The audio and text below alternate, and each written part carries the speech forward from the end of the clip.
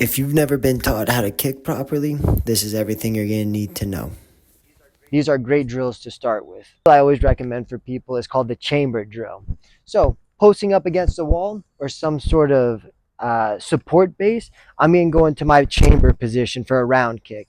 My hip is pivoted all the way over, and this is the chamber position because my leg is ready to strike. And from here, I'm just going to work the extension and recoil. And this is a great way to work on your kicking mechanics. You're going to build strength and get the proper flexibility. Once you feel comfortable with that chamber drill and you feel like you have full control over your kick, now is a good time to start practicing the full kick in the air. Very similar to shadow boxing. So make sure you always set up in a good stance, and then from here, you go to your chamber position. Foot is pivoted, leg is ready to strike. You're going to kick, snap, land in a good fighting stance. You can also practice this with the front leg kick, switch variation, skip round kick. You can even start throwing some side kicks if you feel comfortable, back kicks, hook kicks. It's a great way to get comfortable with your kicks, practicing the air before you start striking a target. Now it's time to start hitting a target. I don't recommend going for a heavy bag right away.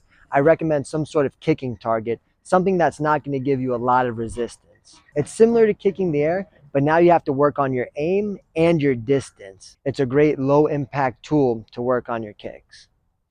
Once you feel comfortable with the targets, then I recommend going to the heavy bag once you have your timing and your aim down to start working on power. But if you don't know how to kick and you go right for the heavy bag, good chance you're going to start injuring yourself. Hitting a heavy bag is super important. I don't have a standard heavy bag, but I'm going to use this Bob dummy to represent a heavy bag. And what I see a lot of people do is punching and kicking in the same distance. So what I mean is, if I'm in distance to throw my punches, I probably can't land a good kick. If I'm here landing my strikes, there's no way I'm going to be able to throw a proper kick. This does two things. One, it reinforces bad habits and technique, and it can also lead to a higher chance of injury. Now, when you're striking a person or if you're in a fight, you might get away with throwing a quick 1-2 high kick.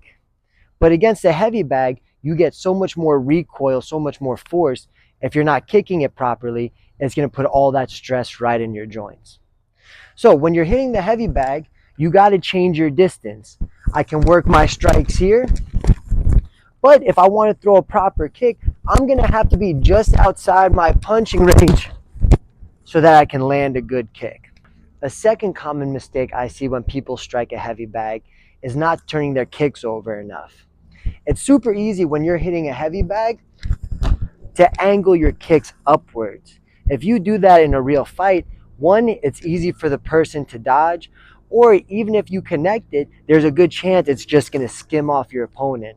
So when you're practicing your kicks on the heavy bag, make sure you really focus on committing and turning your hips all the way. So if you like this training drill, check my website for my full kicking program where I cover this topic and much more to help you get ready for your first MMA fight.